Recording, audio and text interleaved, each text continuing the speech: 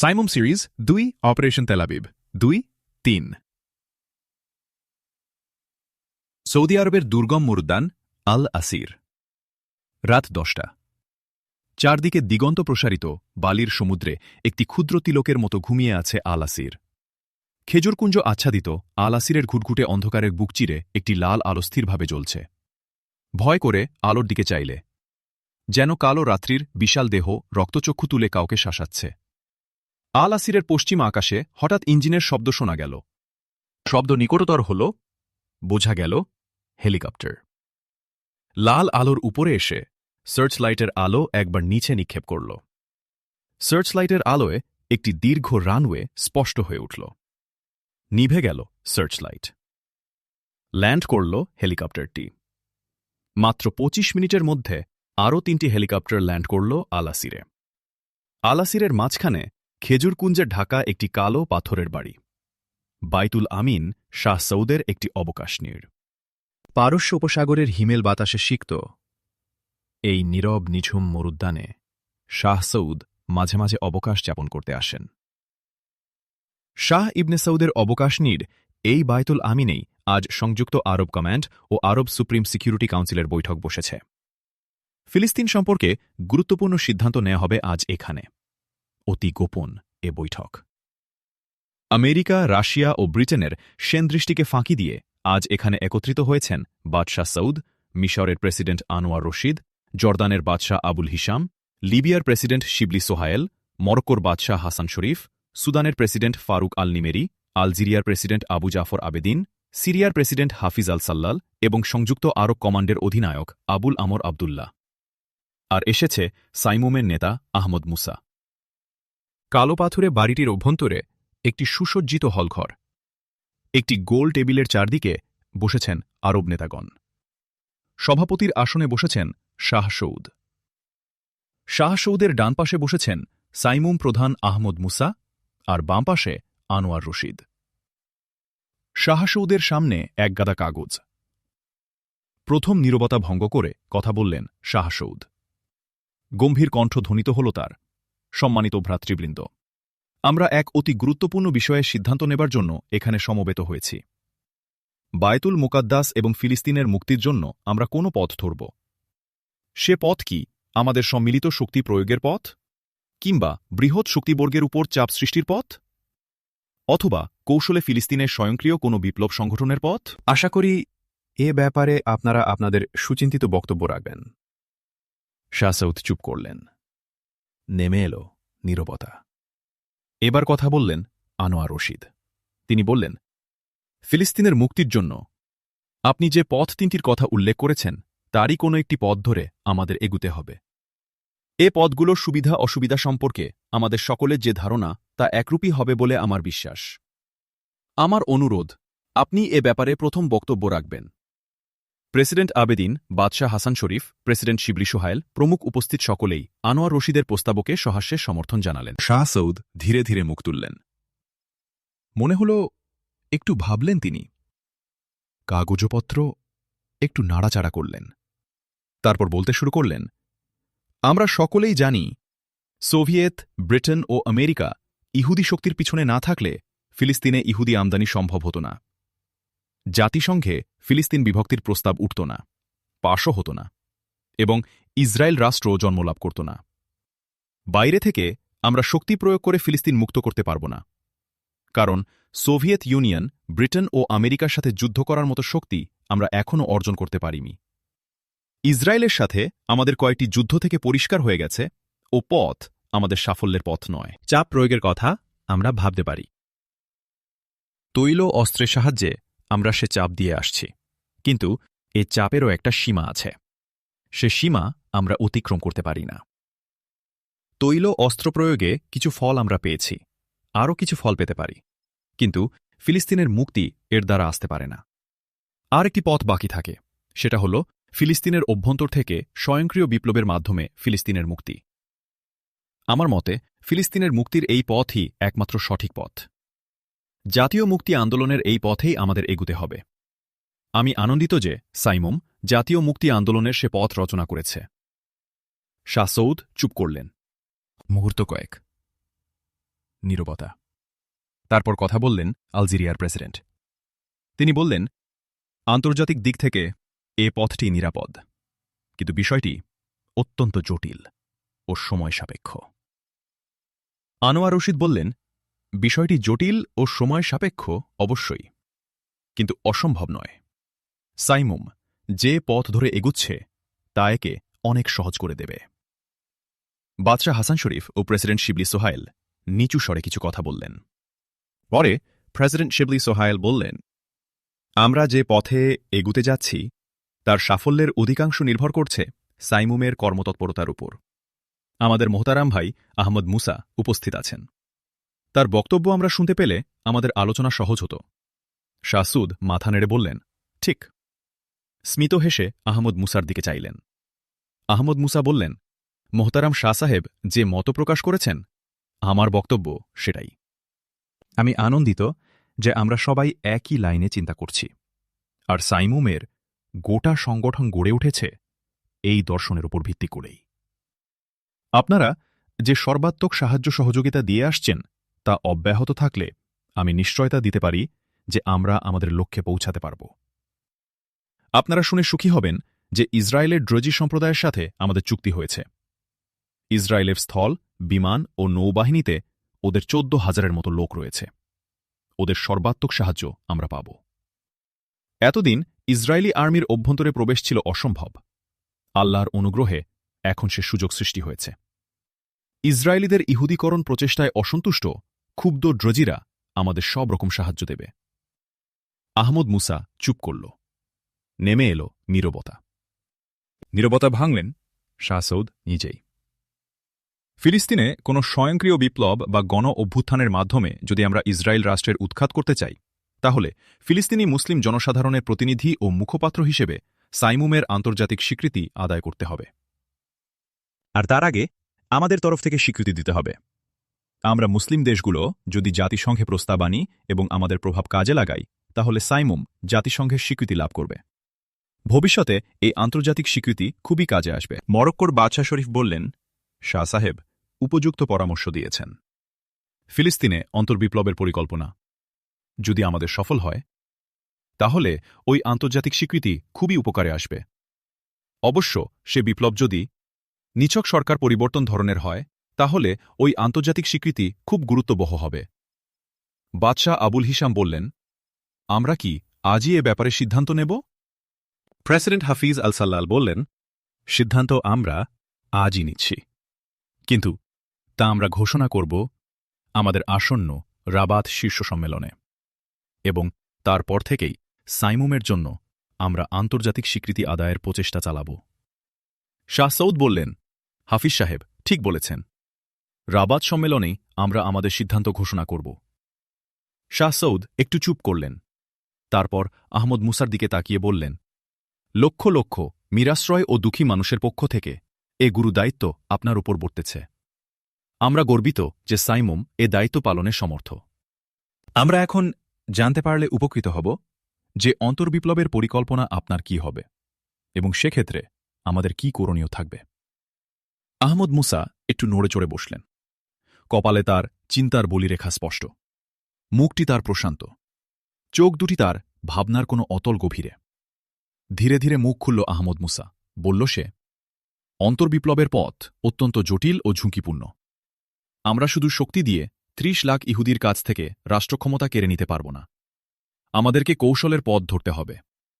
Israeli নেতাদের পারস্পরিক বিরোধের সুযোগ আমাদের নিতে হবে। উচ্চাভিলাষী মোশে হায়ান ক্যাবিনেট থেকে সরে দাঁড়িয়েছে।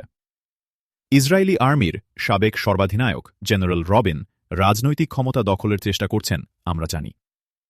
ইসরায়েল আর্মির এক বিরাট অংশের উপর এই দুইজনের প্রভাব রয়েছে। ইসরায়েলের বন্ধু দেশগুলোও তাদের রাজনৈতিক উচ্চাভিলাষ সম্পর্কে জ্ঞাত আছে। আমরা তাদের দুজনকে কাজে লাগিয়ে ইসরায়েলি জনগণ, সেনাবাহিনী এবং ইসরায়েলের বন্ধুরাষ্ট্রগুলোকে বিভ্রান্ত করব। বিভ্রান্তি কাটিয়ে প্রকৃত বিষয় তারা বুঝে ওঠার পূর্বেই আমরা আমাদের প্রতিষ্ঠিত করতে পারব বলে আশা করছি। আহমদ মুসা একটু থামলেন, আবার শুরু করলেন, এর উপর আমরা যদি আন্তর্জাতিক স্বীকৃতি পাই, তাহলে ভবিষ্যতে তা আমাদের খুব উপকারে আসবে। আমরা আন্তর্জাতিক স্বীকৃতি লাভের পর ইসরায়েল সরকারের সাথে আপোষমূলক মনোভাব আপনাদের দেখাতে হবে। আমি যতদূর জানি, ইসরায়েল স্বীকৃতির আশ্বাস পেলে তার অধিকৃত সব এলাকা সে ছেড়ে দিবে। ইসরায়েলের সাথে এ ধরনের সমঝোতার পথ আপনাদের করতে হবে, আর এ সমঝোতার চেষ্টা পাবলিসিটি ওয়ার্ক বেশি করতে হবে। ইসরায়েল আর্মি এবং সেখানকার জনসাধারণের এক বিরাট অংশ এই পরিকল্পনার বিরুদ্ধে। সুতরাং ইসরায়েল সরকারের এই আপোষমূলক মনোভাবের বিরুদ্ধে তারা বিক্ষুব্ধ হবে, আর আমরা এরই সুযোগ গ্রহণ করব। সোভিয়েত ইউনিয়ন, ব্রিটেন ও আমেরিকা আন্তরিকভাবে চায় না যে ইসরায়েল ও আরবরা পূর্ণ সমঝোতায় পৌঁছুক। সুতরাং আমাদের সাথে আপোষমুখী ইসরায়েল সরকারের বিরুদ্ধে কোনো আভ্যন্তরীণ অভ্যুত্থানকে তারা কোনরূপ সন্দেহের চোখে দেখবে না। আহমদ মুসা থামল। প্রেসিডেন্ট শিবলি সোহায়েল কথা বললেন।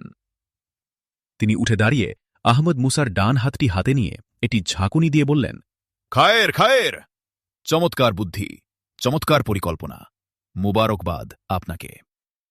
শাহ সৌদের চোখ বুজে গিয়েছিল। ধীরে ধীরে তিনি চোখ খুললেন। হাঁ, পরিকল্পনা ও প্রস্তাবগুলো খুব সমীচীন, সুচিন্তিত। কিন্তু সমস্যা দেখা দেবে বিপ্লবের প্রকৃতি প্রকাশ হয়ে পড়ার পর। আমেরিকা মরিয়া হয়ে কিছু করে না বসে। অবশ্য আফ্রো এশিয়া সহ চীন, ফ্রান্স প্রভৃতি দেশগুলো যদি আমাদের পাশে দাঁড়ায়, তাহলে আমেরিকা সে সাহস পাবে না। তাছাড়া সোভিয়েত ইউনিয়নকে নিরপেক্ষ রাখার ব্যবস্থা করতে হবে আমাদের।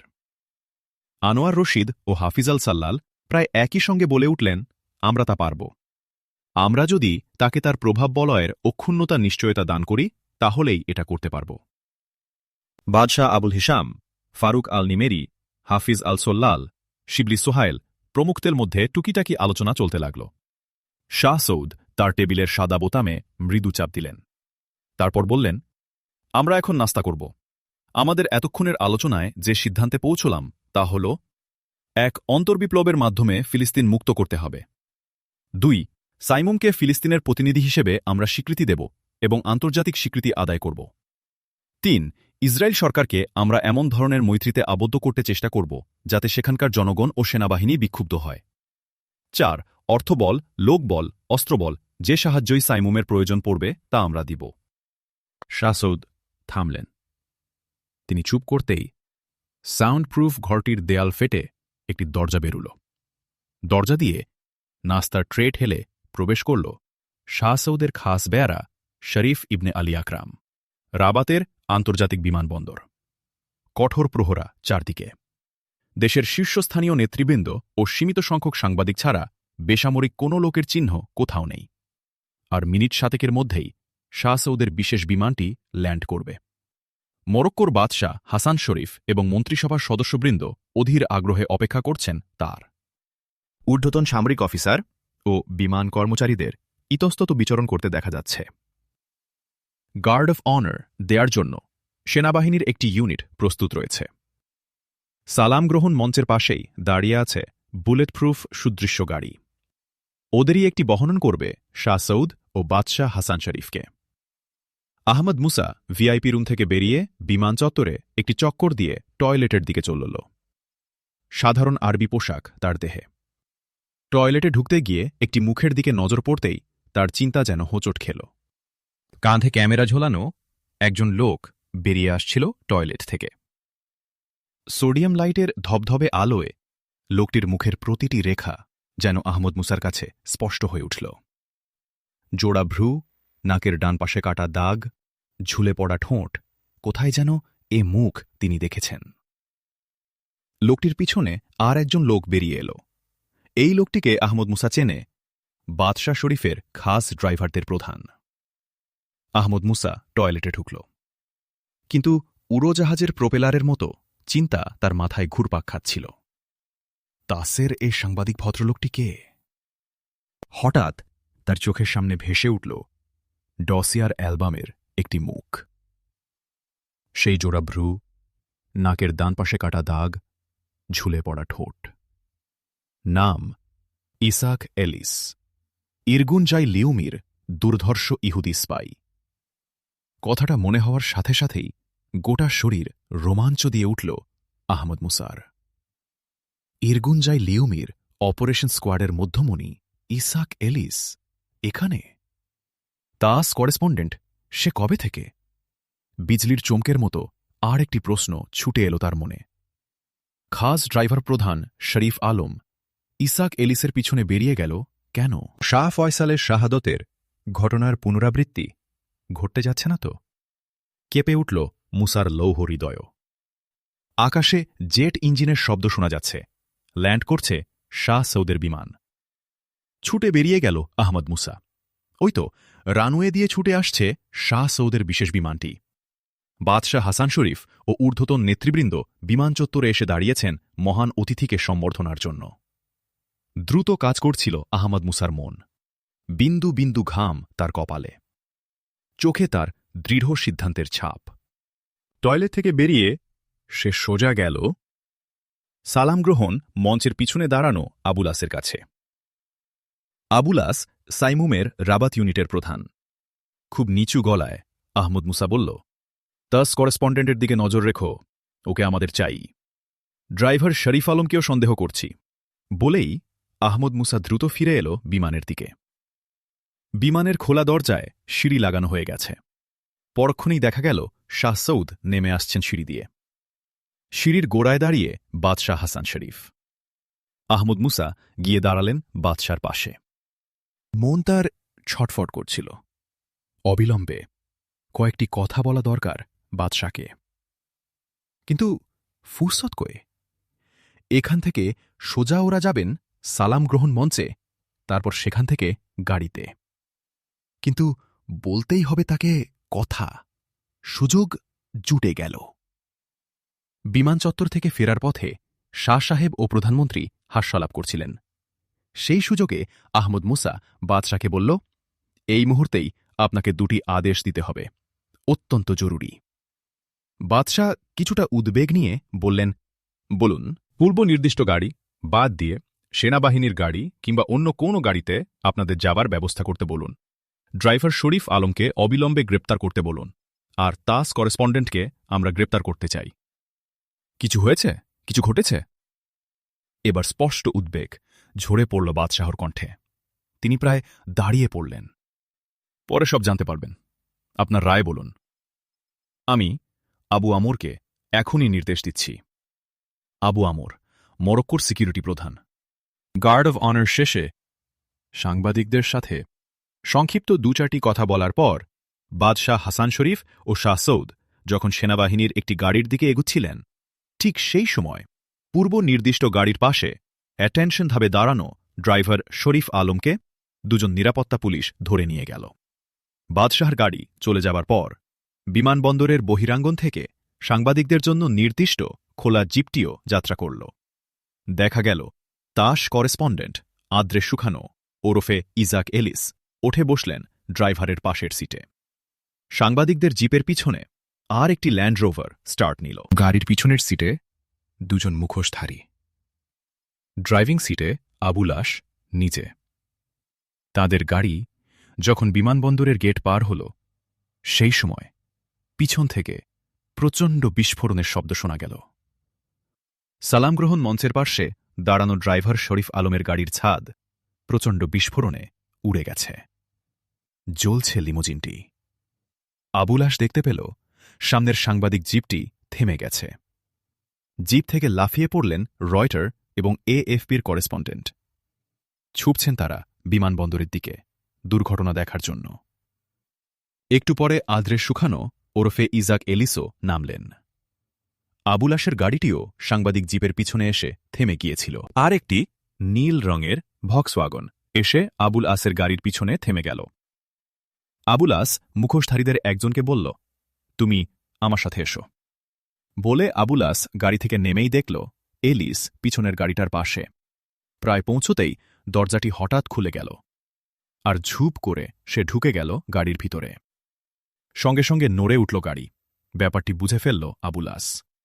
গুলি করল সে গাড়ির টায়ার লক্ষ্য করে, কিন্তু লক্ষ্যভ্রষ্ট হল সে গুলি। গাড়িটির জানালা দিয়ে ডিম্বাকৃতি একটি বস্তু ছুটে এসে সশব্দে ফেটে গেল। মুহূর্তের মধ্যে গাঢ় কালো ধোঁয়ায় ছেয়ে গেল স্থানটি। আবুলাস তার নিজের গাড়িও ঠাহর করতে পারল না ধোঁয়ার সেই গাঢ় আবরণে।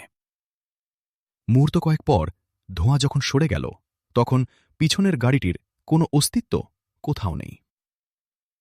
ইসাক এলিসকে নিয়ে এয়ারপোর্ট রোড ধরে তীব্র বেগে ছুটে চলছিল সেই নীল রঙের ভক্সওয়াগন। এলিস সহ মোট ৩ জন আরোহী।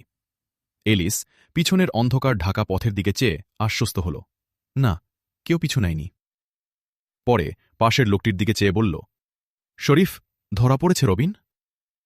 রবিন নামক লোকটি বলল, শাহ ও বাদশাকে অন্য গাড়িতে দেখেই আমি তা বুঝতে পেরেছিলাম। টাইম বম্ব সে যথাসময়ই গাড়িতে সেট করতে পেরেছিল, কিন্তু শেষ মুহূর্তে সব পণ্ড হল কি করে আমি তাই ভাবছি, বলল এলিস।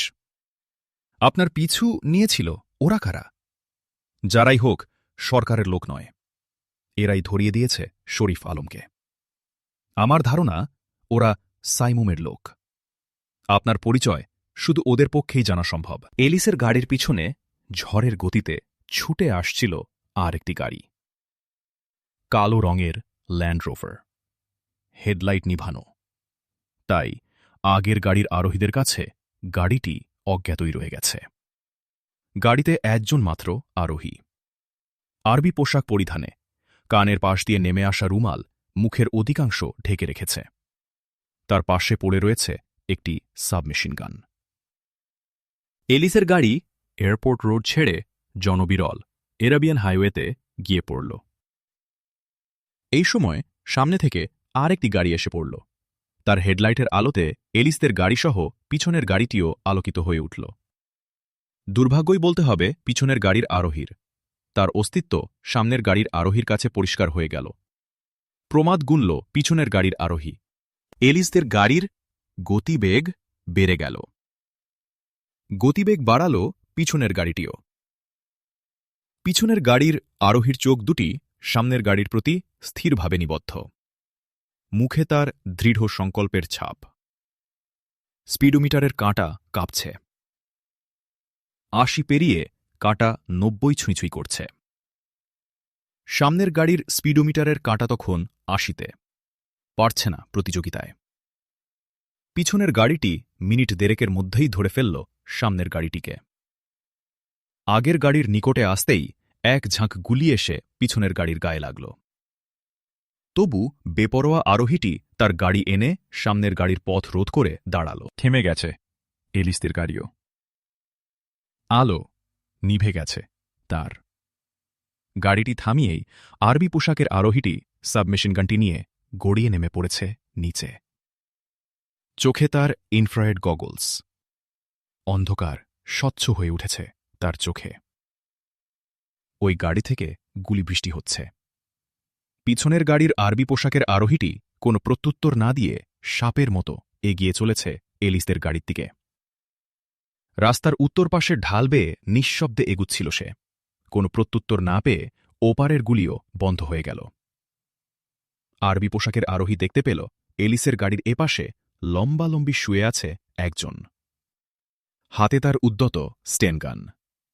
মাথা ঈষৎ উঁচু করে সে চারিদিকটা একবার ভালো করে দেখার চেষ্টা করছে। পিছনের আরবি আরোহীটি গুলি করার লোভ সম্বরণ করল। বোঝা গেল গাড়ির ৩ জন আরোহীর কে কোথায় তা সে প্রথমে জানতে চায়। গাড়ির পিছন বরাবর গিয়ে সে থামল। অপর দুজনকে সে গাড়ির পিছনে দেখতে পেল। তাদের একজন শুয়ে, হাতে তার স্টেনগান। অপরজন হাঁটু গেড়ে বসে, হাতে তার রিভলভার। হাঁটু গেড়ে বসা লোকটি ইসাক এলিস, তা বুঝতে পারল আরবি পোশাকের আরোহী। এলিসদের সকলের দৃষ্টি সামনের আড়াআড়ি করে রাখা আরবি লোকটির ওই গাড়ির দিকে। গাড়ির উত্তর পার্শ্বে গাড়ির লম্বালম্বি শুয়ে থাকা লোকটিকে এই সময়ে গুটি গুটি গাড়ির পিছন দিকে আসতে দেখা গেল। আরবি পোশাকের আরোহীটি বোধহয় এভাবেই ৩ জনকে একসঙ্গেই চাচ্ছিল। প্রশস্ত মাইল পোস্টের আড়ালে শুয়ে স্টেনগানটি বাঁ হাতে ধরে ডান হাতে রিভলভার থেকে ধীরে সুস্থে প্রথম গুলিটি ছুঁড়ল সে। আর্তনাদ করে লুটিয়ে পড়ল গুটি গুটি করে আসা লোকটি। বিদ্যুৎ গতিতে ফিরে দাঁড়িয়েছিল এলিস। একটু মাথা তুলে ফিরবার চেষ্টা করেছিল গাড়ির পিছনে শুয়ে থাকা লোকটিও, কিন্তু আরবি পোশাকের আরোহীটির দ্বিতীয় গুলি তার কানের পাশ দিয়ে ঢুকে গেল একদম মাথার ভিতরে। এলিয়ে পড়ল তার মাথা আবার মাটিতে। এলিসও গুলি ছুড়েছিল, কিন্তু লক্ষ্যহীন সেসব। এলিস এবার সঙ্গীর স্ট্যান্ডগানটি তুলে নিয়ে দৌড়ে দক্ষিণ পার্শ্বে চলে গেল। বোঝা গেল আরবি পোশাকের আরোহীটি ইচ্ছা করেই তৃতীয় গুলিটি ছুড়ল না, বরং সে দ্রুত স্থান ত্যাগ করে ঢাল বেয়ে দৌড়ে এলিসের গাড়িটির ওপাশে গিয়ে উঠল। দেখতে পেল সে এলিস রাস্তার ওপাশের ঢালে নেমে যাচ্ছে। কয়েক পা সামনে গিয়ে চিৎকার করে উঠল আরবি পোশাকের আরোহী, স্টেমগান ফেলে দাও এলি! কথা শেষ হল না তার, ঝট করে এলিস পিছনে ফিরে দাঁড়াল। কিন্তু বেপরোয়া এলিসের স্টেনগান থেকে গুলি বেরোবার আগেই আরবি পোশাকের আরোহীর তৃতীয় বুলেটটি এলিসের বাম কাঁধে ঢুকে গেল। স্টেনগান পড়ে গেল হাত থেকে। বসে পড়ল সে। এলিস, এলিসের 2 সহকর্মী ও এলিসের গাড়িটি সার্চ করে এলিসকে বেঁধে গাড়িতে তুলে নিল আরোহীটি। তারপর গাড়ি ছেড়ে দিল। শহরের কট্রয় পোস্টে আসতেই গাড়িটি আটকে দিল সেনাবাহিনীর একটি ইউনিট। বুলেটের ঝাঁকে ঝাঁঝরা হয়ে যাওয়া গাড়িটিকে তারা ঘিরে দাঁড়াল। কিন্তু তাদের অফিসার গাড়ির সামনে এসে আরোহীকে দেখেই চমকে উঠে স্যালুট করে সরে দাঁড়াল। ঘিরে দাঁড়ানো সৈনিকরাও সরে দাঁড়াল সঙ্গে সঙ্গে। গাড়িটি চলে যাওয়ার পর অফিসারটি উৎসুক সৈনিকদের জানাল, আহমদ মুসা। নামটি শোনার সঙ্গে সঙ্গে সৈনিকদের বিস্ময়াবিষ্ট চোখ অপসৃয়মান গাড়িটির দিকে ছুটে গেল আর একবার।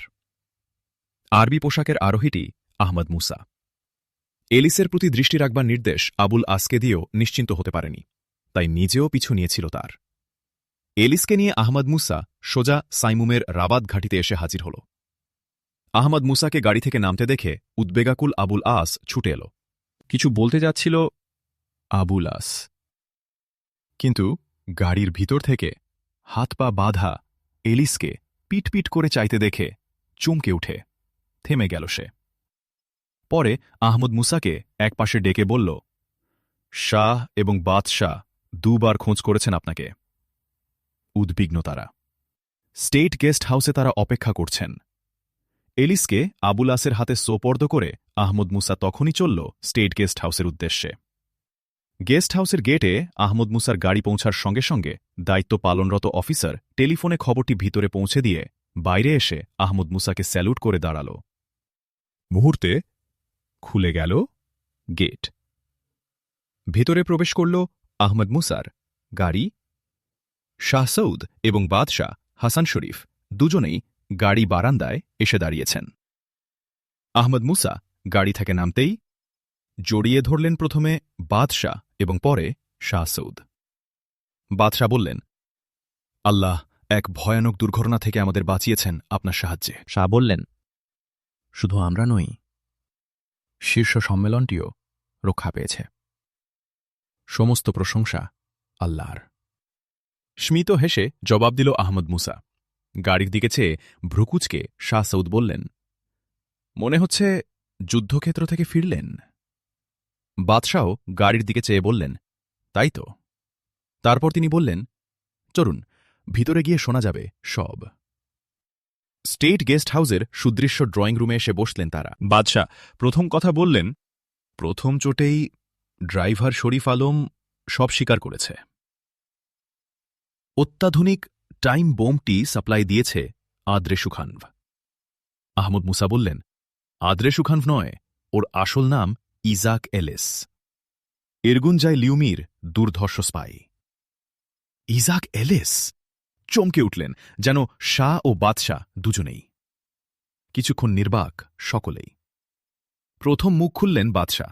বললেন, দুঃখ হচ্ছে হাতের মুঠোয় পেয়েও আমরা তাকে ধরতে পারলাম না। আবুল আস কিন্তু চেষ্টার কোনো ত্রুটি করেনি। আপনি খুশি হবেন, অ্যালিস ধরা পড়েছে। তার 2 জন সাথী নিহত, সেও আহত। এইমাত্র তাকে আমি আবুল আসের হাতে তুলে দিয়ে এলাম। আলহামদুলিল্লাহ, ধরা পড়েছে অ্যালিস। সব প্রশংসা দৃষ্টিতে তাকালেন বাদশাহ আহমদ মুসার দিকে। আহমদ মুসা পূর্বাপর সব ঘটনা তাদের জানালেন। সব শুনে বাদশাহ যেন অভিভূত হয়ে পড়লেন। শাহ সৌদ বললেন, আল্লাহ আপনাকে দীর্ঘজীবী করুন। মজলুম মানবতার খেদমতের জন্য আল্লাহ আপনাকে বাঁচিয়ে রাখুন। আহমদ মুসা বললেন, ঈসা ক্যালিসের গ্রেফতারের খবর গোপন রাখতে হবে। আগামীকাল শুধু এইটুকু খবর থাকবে কাগজে। বিস্ফোরণের পর থেকে আদ্রের সুখানভের অন্তর্ধান ঘটেছে। অবশ্য কোনো সাংবাদিকই এর বেশি কিছু বলতে পারবে না। শরবত এলো এ সময়। শরবত পান করার পর প্রসঙ্গান্তর ঘটল। শাহ সৌদ বললেন, এখন থেকে 15 মিনিটের মধ্যে মার্কিন পররাষ্ট্রমন্ত্রী এখানে আসছেন। হঠাৎ তার এ আগমন বিস্ময় প্রকাশ করল আহমদ মুসা। আমার ধারণা, অনুরোধ ও হুমকি দুই নিয়ে আসছেন তিনি। কি রকম? পূর্ণ দৃষ্টিতে চাইল আহমদ মুসা শাহের দিকে। শাহ সৌদ বললেন, ফিলিস্তিনের প্রতিনিধি হিসেবে আমরা যেন আগামীকালের শীর্ষ সম্মেলনে সাইমুমকে স্বীকৃতি না দিই, এ অনুরোধ তিনি জানাবেন। আর ইউরোপ ও আমেরিকার প্রাণস্বরূপ তেল নিয়ে অধিক বাড়াবাড়ি করলে আরবদেরকে প্রলয়ঙ্কারী এক যুদ্ধের ঝুঁকি নিতে হবে, এ হুমকি তিনি দেবেন। থামলেন শাহ সৌদ। আর এ হুমকি ও অনুরোধের মূল লক্ষ্য হল ইসরায়েল রাষ্ট্রের স্থায়িত্ব নিশ্চিত করা। শাহ সৌদের কথার সঙ্গে যোগ করল আহমদ মুসা। ঠিক বলেছেন আপনি, বললেন বাদশাহ। জবাব তো নিশ্চয় আপনারা ঠিক করে ফেলেছেন, বলল আহমদ মুসা। কেন, আল আসির বৈঠকে জবাব তো আমাদের তৈরি হয়েই আছে, বললেন শাহ সৌদ। একটু থেমে শাহ সৌদ আবার বললেন, তবে উপস্থাপনাটা হবে একটু আলাদা ধরনের। যেমন? শাহ সৌদের দিকে সপ্রশ্ন দৃষ্টিতে চাইল আহমদ মুসা। শাহ সৌদ বললেন, আমরা পরিষ্কার বলে দেব, ফিলিস্তিন নিয়ে আরবরা 3 বার যুদ্ধে নেমেছে। চতুর্থ যুদ্ধে তারা আর নামতে চায় না। এজন্য ফিলিস্তিনের প্রতিনিধি হিসেবে সাইমুমকে স্বীকার করে নিয়ে ফিলিস্তিন সম্পর্কিত সমস্ত দায় দায়িত্ব তার কাঁধে ছেড়ে দিয়ে আরব রাষ্ট্রগুলো ফিলিস্তিনের ব্যাপারে প্রত্যক্ষভাবে জড়িয়ে পড়া থেকে অব্যাহতি পেতে চায়। আর তেল অবরোধের সাথে ফিলিস্তিন সমস্যা ও অধিকতর আরব এলাকা প্রত্যার্পণের প্রশ্ন জড়িয়ে আছে। সাইমুমকে স্বীকৃতি দেওয়ার পর এবং ইসরায়েলের নিকট থেকে অধিকৃত সব এলাকা ফিরিয়ে পাওয়ার পর ফিলিস্তিন প্রশ্ন আরবদের কাছে গৌণ হয়ে পড়বে। তৈল অবরোধের কোন প্রশ্ন তখন আর উঠবে না।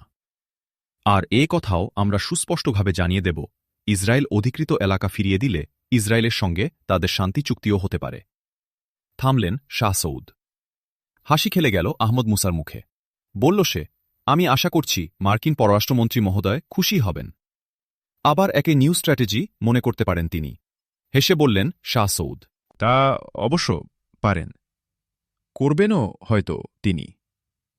কিন্তু আরব রাষ্ট্রগুলো যে ইসরায়েলের ব্যাপারে কিছুটা সফট লাইন নিয়েছে, এই বোধ তাকে আশ্বস্ত করবে। এর ফলে তারা পারস্পরিক আলোচনার সুফল সম্পর্কে আশাবাদী হবে। আহমদ মুসার কথা শেষ হতেই বাদশাহ হাসান শরীফের লাল টেলিফোনটি বেজে উঠল। এয়ারপোর্ট থেকে টেলিফোন। মার্কিন পররাষ্ট্রমন্ত্রী মিস্টার হেনরি স্ট্র্যাফোর্ডকে পররাষ্ট্রমন্ত্রী ইসমাইল আবু বকর বিমানবন্দরে স্বাগত জানিয়েছেন। তারা আসছেন। আহমদ মুসা উঠে দাঁড়িয়ে বললেন, আমাকে এবার যেতে হয়। ওদিকে কিছু কাজও পড়ে আছে, এজাজত দিন। বাদশাহ বললেন, কাজ থাকবেই, কিন্তু এই মুহূর্তে বিশ্রাম আপনার খুব প্রয়োজন। শাহ এবং বাদশাহ আহমদ মুসাকে গাড়ি বারান্দা পর্যন্ত এগিয়ে দিলেন। তাদের সালাম দিয়ে গাড়িতে বসল আহমদ মুসা। আহমদ মুসার গাড়ি যখন পার্ক অ্যাভিনিউ অতিক্রম করছিল, মার্কিন পররাষ্ট্রমন্ত্রীকে নিয়ে একটি গাড়ির মিছিল তখন স্টেট গেস্ট হাউসের দিকে এগিয়ে যাচ্ছিল।